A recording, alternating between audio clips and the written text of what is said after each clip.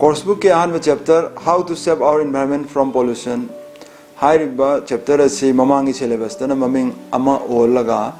tamlami aduga board tasu masigi chapter asidagi question si mark ama natraga anni natraga ahum hairiba ahum si manungda mong ama natraga madadum soidana maki hangaga lagli aduna haje akoi ahan chapter how to save our environment from pollution paminasi. Environmental pollution is one of the serious problems men face all over the world today. Let us read how each one of us can contribute to its betterment. Environmental pollution haibasi akhoi yamna aruba problems singi manungda amakha oiri hujik prithibida mipum khudimona thengnariba problems singi manungda masina khwaidagi aruba ama adum oiduna leiri haibasi akhoi parasi gi wahodokta akhoi na thengnai aduga loinana masi phagalana navidongta akhoi amamamna kadai phawba kari to yabage habadu pasi haidna. Pollution is a process of contaminating an area of the natural environment such as the air, soil or water, usually by introducing damaging substances such as chemicals or waste products. These substances are generally termed as pollutants. Pollutants can be naturally occurring substances or energies, but they are considered contaminants when they exceed the natural levels. Pollution haibasi process amani process ama haibasi akoina hauba amadi loiba naidaba aduba thong aduba akoina process haina khangnai. Pollution haise karigumba akoi phibam amakha akoina hakchang da songninga oiba natraka mang tangninga oiba adumba phibam amada laklabadi madu akoina pollution thokba haina khangnai. Aduga hairiba akoigi amangata thokpa yaba mapung oiba mafam akoina khanarabadi air, water, soil haina akoina parasida tambai yagodori hairiba mang taknaba thoholiba posadubina akoina pollutants haina khanagani. Pollutants haibase akoigi kariguma posa amana adum mahaki akoigi chang leibam thokpadu hek hengalabadi madu akoina hekta pollutants kawgani maramdi maduna akoibi phibamdu mochilanba natraga mang tahaningai oirabadi aduna makha tarakpada. Pollution takes place when the environment cannot process and neutralize harmful byproducts of human activities, for example, poisonous gas emissions. Pollution thokpa haibase akoina karama matamda kawgani hairabadi akoigi prakriti na ngasagi magi akoibada lejariba magi phibam aduna hanagum amuk hanjalhanba ngamdaba adumba matangdu yawraklabadi madu akoina pollution thokpanena haigani. Aduga madugumba amangata tholagadoriba phataba mekhu thadokpa biyai. Pollution has negative impact on crucial environmental services such as provision of clean air and clean water. Environmental pollution is a problem both in developed and developing countries. Pollution na adukimatik achauba akoigi chaitheng ama piri hairi chaitheng asi chakhot kharba lebak da orbasu natraga chakholakliba lebak to orbasu chamana na hakteng se pi hairiba chaitheng asi akoina karama mong da pi harigadi akoina miyoiba akoina hingma matamda khudongchana na ba haidana asengba nungsit asengba ising asengba akoibagi phibam haidana akoina lauriba khonglibase message de mahakna hojiki pollution nasina yamna chawna ithilama pi masina akaiba pi. Environmental pollution is a problem both in developed and developing countries. Akoina khali madudi chakhot kharbaleba adudi masagi aduma pollution dugi ithildu natraga ma ki chaitheng adu yoroidra na khalabasu akoina samsamni yangma matamda akoigi yumlona na leba yum ani haragadi karigumba yum amaduna amotpa natraga manam nam thiba ma thadrokma matamda thangnariba lonariba yum adu sudum chap manana manam nam thiba madi amotpadu ki chaitheng phange asumna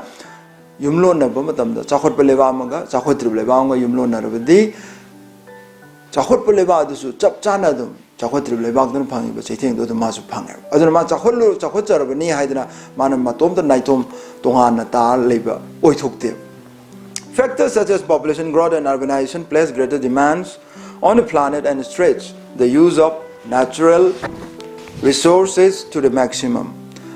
Mapungana pollution tholok na nabagi maram se akoigi machak se kari kari noibiya haragadi akoi miyoibana chakhot patang khalakpagi oina mafam gudimak soro thongna no honarakpa amadi asagi missing hengalakpa asina akoigi hana lejarameba अखोगी resources अखोगी लन कया से मसी अखोइना खम थेंगना ngai makhai yongna khoina phangna sisina thokpagi adumba khudong chada phibam ma yorokpadi ge khoi pollution ji thokpani haina khoina lowi. Environmental pollutants are constituent parts of the pollution process. They are the actual executing agents of environmental pollution. They come in gaseous, solid or liquid form. Akhoigi akoibagi phibam mosila lakliba machak sing asi akhoina masina akhoigi gas form the OBI, solid form the OBI, liquid form the OBI, the mahi mapang manin OBI. Asai akoi pibam mosilak nanabagi, natraga akoi pibam sida lejaram bahani sakta mangalak nanabagi machaks. In order to develop and implement an effective international policy for pollution management, it is important, among other factors, to understand their decomposition mechanisms. Akoina yamna afaba adumba matik mayai leba adumba akoigi policy ma mayam ge belebak shinthungna chanaba yaba ma akoina chanana naba ngasai akoina honari ngai talaksida akoina khangjin bada tangai phado amakhakti kaino haraga di hairiba pollutants kaya sibo akoina matau karamna makoi si manghan gi dage habisigi pambai akoi khangdokpa ngamna na honabadu suni. Decomposition of pollutants can occur either biologically or chemically. Pollutants kaya ma akoina amuk maki mana mang tahan nanaba phibam da oiribadu thugaina na habadi pollutants masadu manghan ginanaba akoina oibe aba pambai si kari kari oibe harga di biologically or chemically akoina atoppa chemical sizinaraga natraga na nature gi magi own process ta oibe yai. Non-biodegradable pollutants are the ones that cannot be decomposed by living organisms and therefore persist in the ecosphere for extremely long periods of time. Adubu ngasai akoigi laihauda matomta akoigi prakriti gi maki oiba natural process ta tumbangam daba mangbangam gidaba adumba akoigi pollutants kaya adudi akoigi akoibada kuina leiduna akoibagi phibam asi sohallakpa da ngasai mateng oiba aduna hairiba sing asi akoina kari kari na oibi yai hargadi adumba kuina leibangamba akoi natural process ta thuna decompose to bangam daba thuna mang bangam gidaba makoi sing asi kari kari oibi yai hargadi they include plastics, metal, glass, some pesticides and herbicides and radioactive isotopes. Makoi sing adudi plastics akoina seasonariba polythene oina seasonable bi khaw oina seasonariba kaya si metals akoina seasonariba dhatu khudimak glass amadi pesticides ngasai akoi low da kari da til taba han anabani edana seasonariba chemical sing amadi herbicides low til hidak and radioactive isotopes aduga loina na ngasai radioactive radiation piba ngamba ngasai akoi gi isotopes harga the elements adumba elements karigumba reaction ama thokpa matamda radiation pithorokpa ngamba adumba objects adumba items kayadu nangasagi nature da thunamak makoi di mutkhiba mangkhiba ngamde matam kuina nature da dum leiraga amanga ta chi tholi. A combination of many factors such as wind, water and climate are required to work together to achieve neutralization of pollutants of non-biological decomposition and the non-biodegradable pollutants. Adunadi ngasai hairiba sing asibo koina matomta natural process ta manghan ginanabagi honarakbada wind, water and climate punna makoi tangai fataba lei. Air pollutants, unlike the solid and liquid pollutants found on land and water, may be removed from the atmosphere through wet deposition or dry deposition. Aduga ngasai akogi nuksitta phangba pollutants nuksitta phangba amorakai kaya sing asi mapangoi bi ai mahi obi ai asi ngasai akoina makoi lokthok nanabagi akoi akoiba ngasai nuksitna mathakta leiraga mochilan ba sargodo akoina lokthok nanabagi madubu mahan nanabagi pambai se akoina anikha khanabai madudi wet deposition habamga dry deposition habamga. In the case of wet deposition, pollutants make way into clouds or other precipitation and then get deposited onto the surface of the earth by way of rain. Asai liquid form da lokthong nanoi pambe duna kari karamba mongda tawge hargadi hariba pollutants sing aduna akoi gi leichil ga pullaga ngasai natragana akoi gi nong oina tarakpa yaba adumba amang leichil duga punjilaga ngasai prithvi laimai da nong ana churaga ngasai akoi air da lerba amot pasing ado laimai da pudaraga madu mo koina laimai de mo manghan na ba honna ba mateng oiba aduna in the case of dry deposition, pollutants are deposited directly onto the planet's surface and vegetation such as plants and trees or tropical rainforest. Aduga dry deposition hairaga na asagi akoigi prithvi gi laimai thakta gi khwaidagi wangna hoba pambi hoba mafamsing khudamoina asagi akoigi tropical rainforest hairiba asida asagi makoina uful loina asagi chemicals yauba akoigi pollutants kaya aduni ko mahana masida asagi writers na pannan honarise aduna laires the yaurisi pollutants to chemicals yauba pollutants sing aduni hariba chemical yau pollutants sing ase nongi kuthangda prithvi laimai da yauraga mangan nanam honaba natragana asagi una upal kaya da asagi uful loina paaga leirambadagi akoina lokthokna na honaba adumba pambe ani sina asagi akoigi nuksita thonba amotba pollution adubu handana bagi pambe oy. There are many types of environmental pollution, but the most important ones are air pollution, water pollution, and soil pollutions. Pollution to nanabagi, pambai kayam lay, pollution to nanabagi, makal kayam lay, high bamakal singadi manung the quaidi maru and akuna nagaduri basi, air amadi, water amadi, asagi soil humasine. Air pollution is caused by notable air pollutants such as sulfur dioxide, nitrogen dioxide, carbon monoxide, ozone depletion, volatile organic compounds, and airborne particles. Air pollution akoigi nungsitda mochilan basi kari na mapung en mochilan bage hargadi sulfur dioxide is akoi factories de kari de thadrokpa adum chemicals makhalamani hairiba sulfur dioxide asina hayeng akoina makha chathrakpa matamda thengna kani maduna nungsitda yaugurga nong chuminarakpa matamda maduna acid olaga Taj Mahal gi glaze Taj Mahal gi langchuk langba mangalei gan hariba singase masi makoi nungsitda phangba adum chemicals fataba singni nitrogen dioxide carbon monoxide hariba sisu akoi gari de thadrokpa adum incomplete combustion thau phajana chakthek pangamdaba adum matamda thadrokpa mekhu adum carbon monoxide sini ozone depletion ozone padharakpa ozone padharakpa nang asagi UV ray nang asagi miobe skin da hena chakthek tuna natraga skin da mutation tholi damage tholi gaina mayam khabar da kagas da launari ba asina ozone depletion volatile organic compounds hagadi volatile hagadi manil loina swai mang mangamba adum organic compounds hagadi carbon oxygen yawa adum compounds makhal hai basi akoina karamba mafam da karai da uge hargadi samsamna na koina hakchang akogi manam nungsina nabni na kapiba body spray gumba adum adu da yawa makhalamani hairibasi akoi hakchang chongai oiba poramani and airborne particles adugo loina na nungsita phangba adumba particles khara. The radioactive pollutants are probably among the most destructive ones. Hairibasi hasigi mathakta ngasai radioactive oiba haidi radiation puthokpa ngamba adumba hazardous hakchang chongai oiba radiation puthokpa ngamba pollutants kaya aduna hena destructive oil mang tangningai oi habisini. Water pollution is caused by pollutants including insecticides and herbicides, food processing waste, pollutants from livestock operations, volatile organic compounds, heavy metals, chemical waste, and others. Aduga,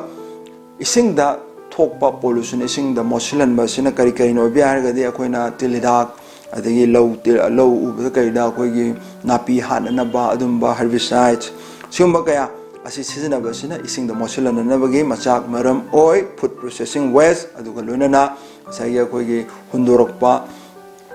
Amorakai sing haitare food processing center sing dagi pollutants from livestock operations loina nangasai sasal loiba sing dagi magi mathi mayung amorakai thadrok sing volatile organic compounds kasai high grade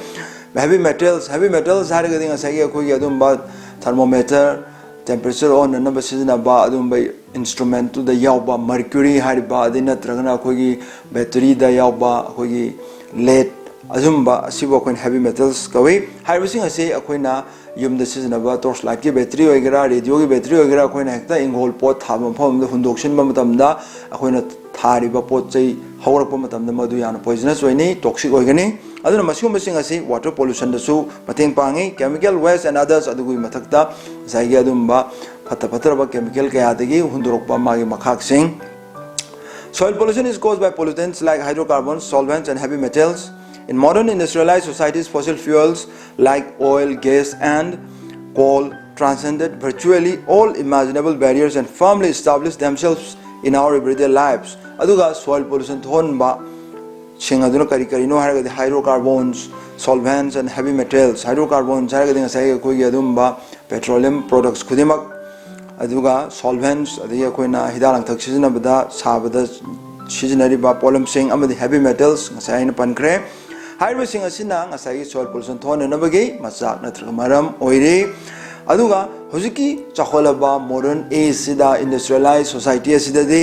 akhoi fossil fuels fossil dagi phangba adumba fossil dagi olakpa fuel sing khudamoina thau man adagi gas amadi coal hydro sing asina akhoi miyo bi punsida aduga matek achauba fida ama kala laikhibna mar moiduna akhoina masigi mang tak pase akhoina mayongna bada yamna achauba chaitheng ama oiri. We use fossil fuels not only for our everyday needs as well as in the power generating industry, but they are also present in such products as plastic, solvents, detergents, asphalt, lubricating oils, a wide range of chemicals for industrial use, etc. Akoina fossil fuels sing ase akoi gi chumnagi tangai phadaba nukti gi sizna ba kaya da akoina loina ba khak natana asagi atopa pochai kaya ma sabada su masi akoi adumak seasonary khudamoina plastic sabdo wagera solvents sungdo wagera detergents sabdo wagera asphalt ke wagera lubricating oils ke wagera haiba pollution singa sei same sabum tamdasu fossil fuels ki seasonaba tangai phadaba lei. Combustion of fossil fuels produces extremely high levels of air pollution and is widely recognized as one of the most important target areas for reduction and control of environmental pollution. Adugi mathakta ngasai fossil fuels chakthek pa habedi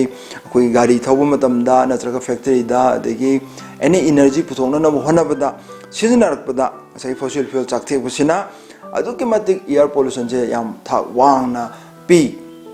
aduna masi mak akoina environmental pollution je akoi phimam je mosilagli mangsilagli buse masi kananabagi akoina khwaidagi ahan ba priority natraga khwaidagi akoina maru oiba saruksi objeki kenosina oil combustion of fossil fuels handhan basina. Fossil fuels also contribute to soil contamination and water pollution. Fossil fuel gi adumba ngasagi mana thon ba manga ta sina ngasagi soil dasu water dasu adumak magi sai cheng phangi. For example, kudamoi naharam tamda when oil is transported from the point of its production to further destinations by pipelines, and oil leak from the pipeline may occur and pollutes soil and subsequently groundwater. Akoi kudamoi naharam tamda samudra gi kuthang da jahaz da akoina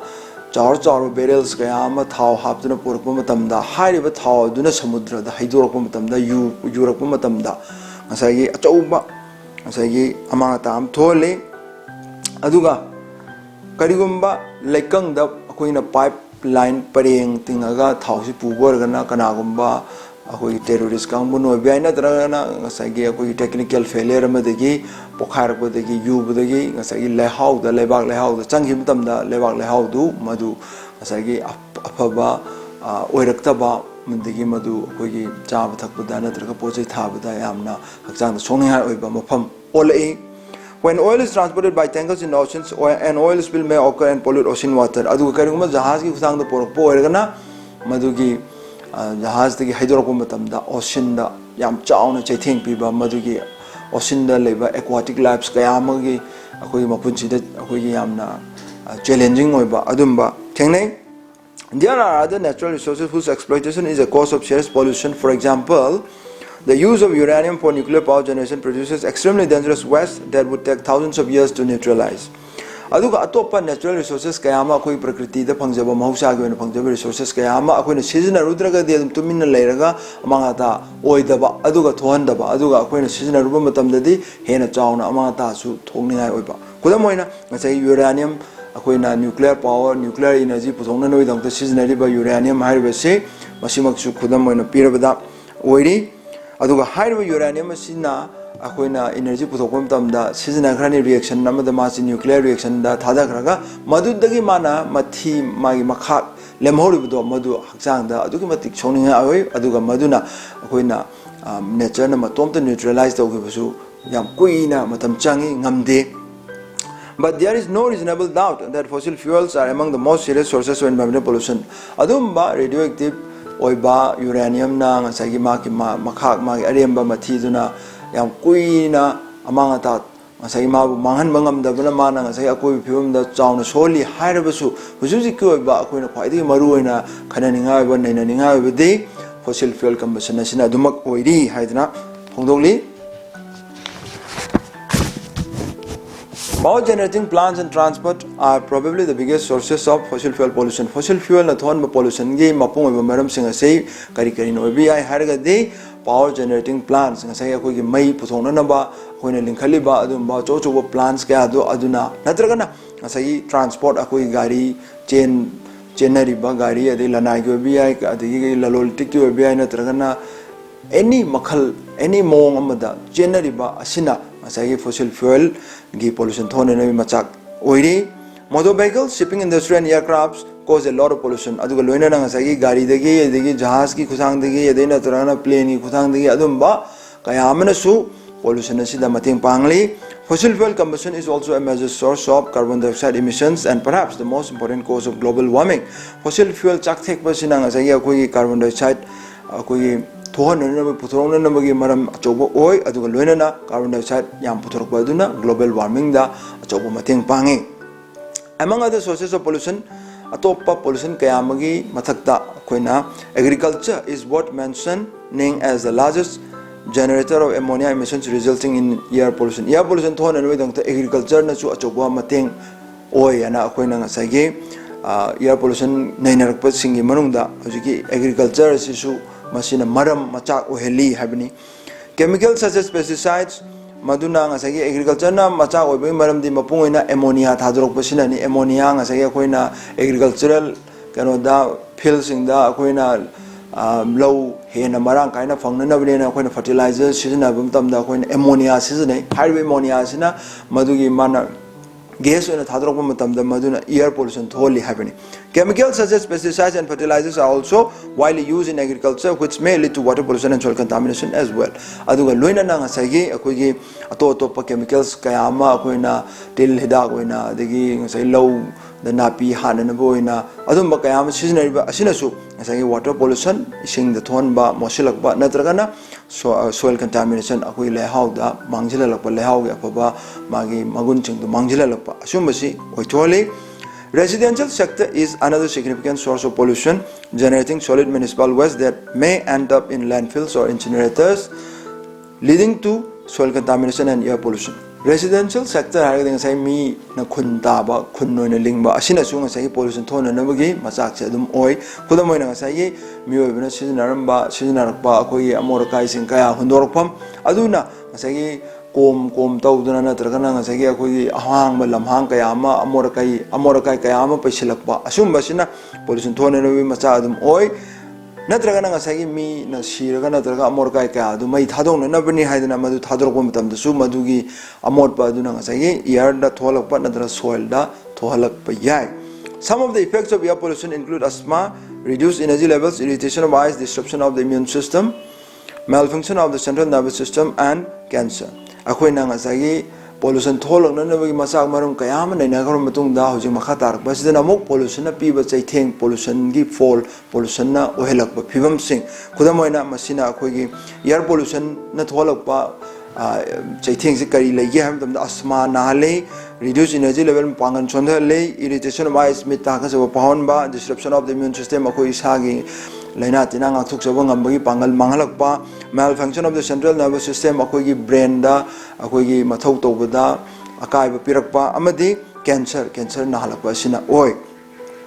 Water pollution can cause skin rashes and allergies, all sorts of waterborne infections, vomiting, stomach aches, malfunction of the central nervous system, and so on. Aduga ising the tholak pa amot pa ising the mosilak pa sina kari tholak kaya the skin rashes the furi furang thungba amadi allergies ko ying ngasai hakchang da matang pongkholak pugumba natraga na ngasai atop pa ngasai ko gi ising gi kuthang de thokpa infections kaya ma aduga vomiting over 5 torpa stomach aches pug yek panna ba thinba amadi malfunction of the central nervous system brain da chaitheng pirakpa ko gi joiron ngang pa sumba kaya ma laigani. Soil pollution is in a way connected to water pollution. Soil pollution di water pollution ga mari lainai aduna and may cause magna su masina su oilak pa yabasi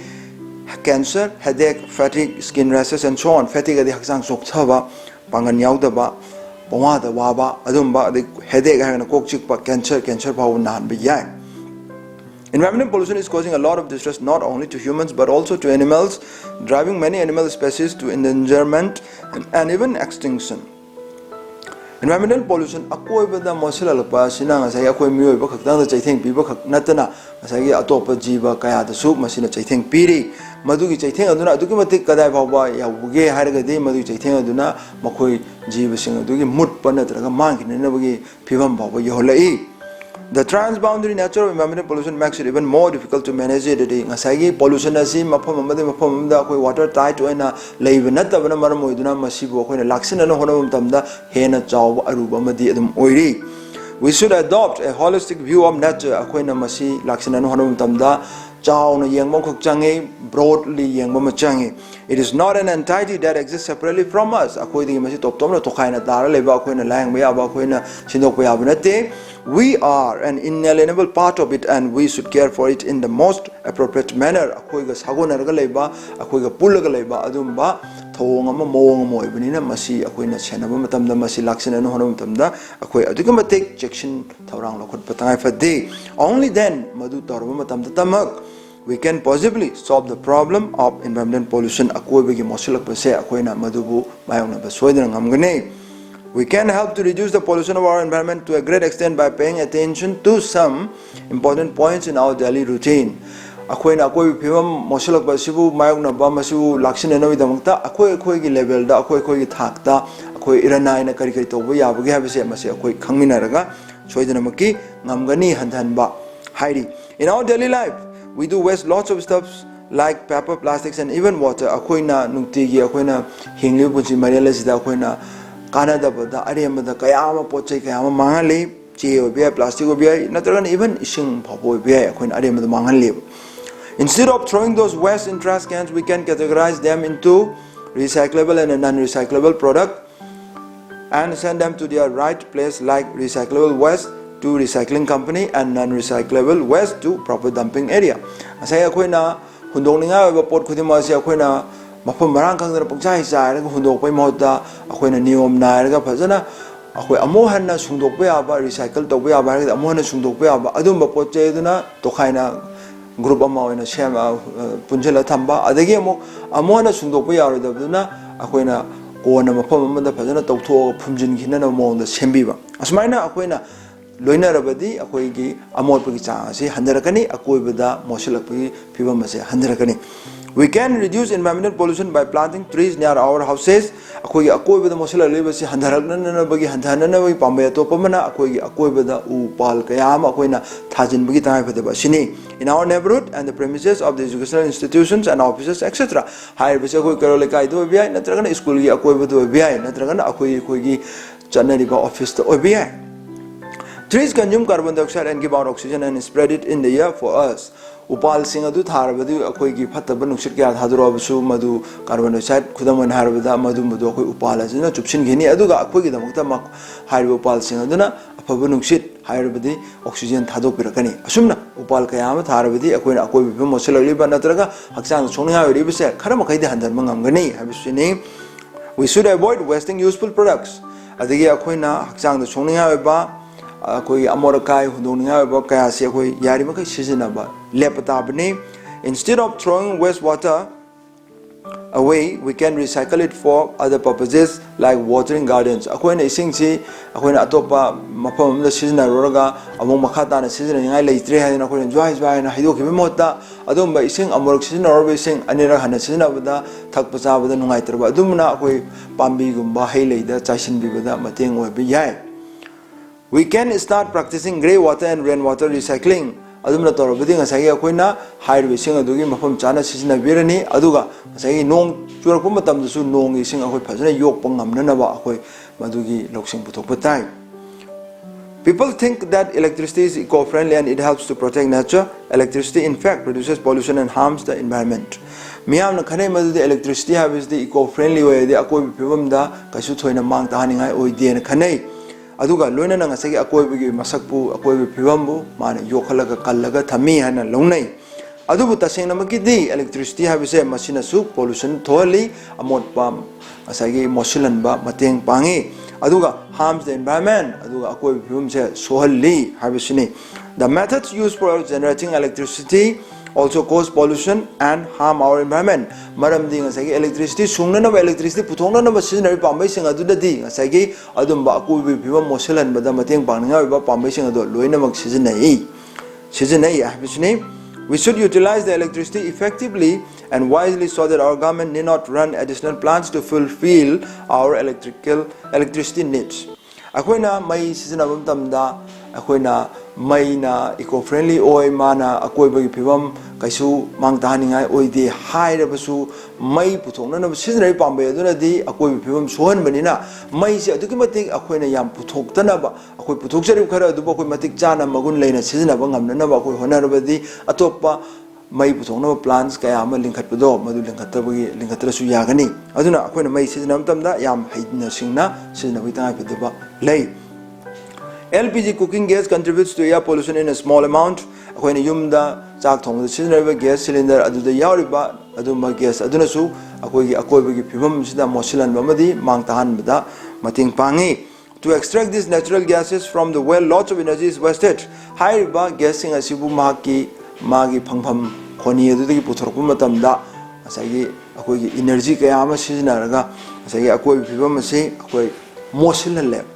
The method and the setup used for extraction, purification and transportation of these petroleum products are major sources of air pollution and noise pollution. Hairiba pambai sing aduna akoigi air da mosilan matanatana noise pollution ju tholi asini. However, as an individual akoi iranai micha mamoina one cannot control pollution caused by extraction, purification and transportation, but can help in reducing the pollution by properly utilizing our LPG cooking gas. Akoina ngasai adumba mai puthongna nabagi pambai ogera natraga gas phangnana nabagi mai khoni dagi sungdorokpa mafam ogera hairi mafam aduda tholiba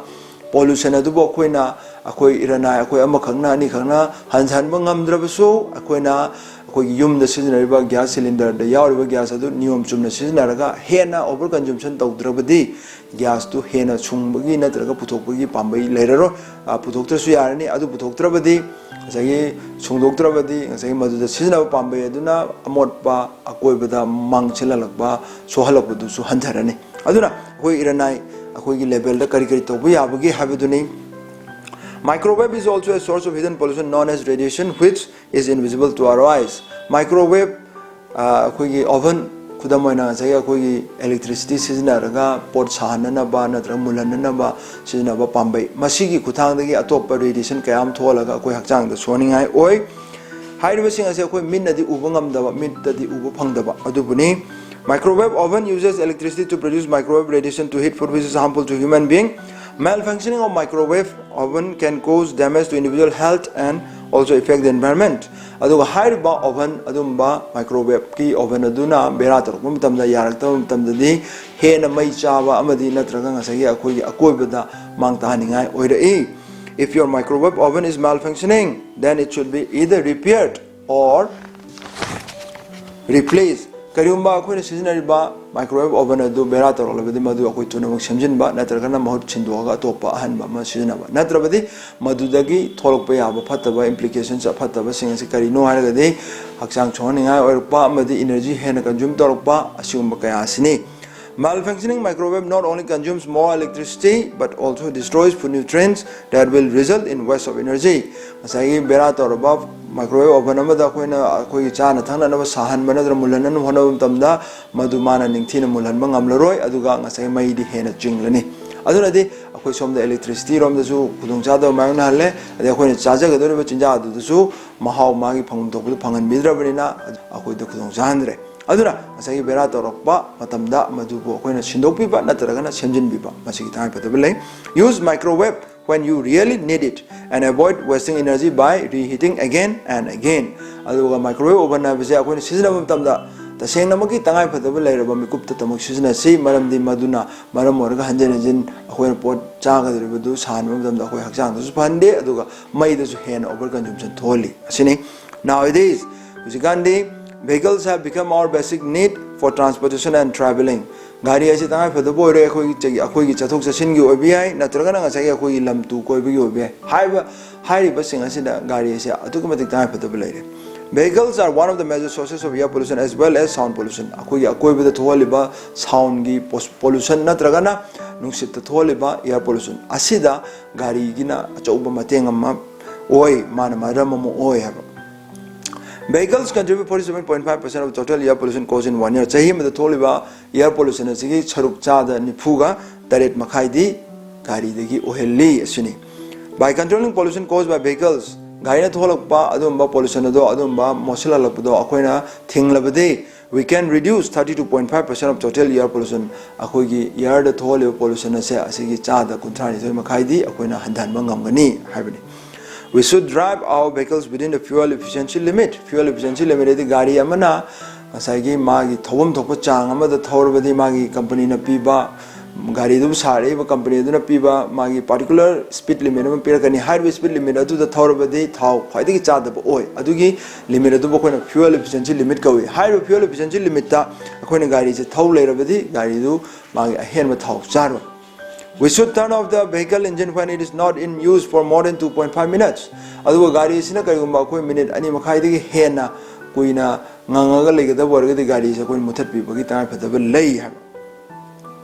Avoid turning your engine off when you need to start again in 1 minute. Adu karigumba gari se minute ama ani gi manung da koi amu start tawada ba amu thauro chakada boi targadi avoid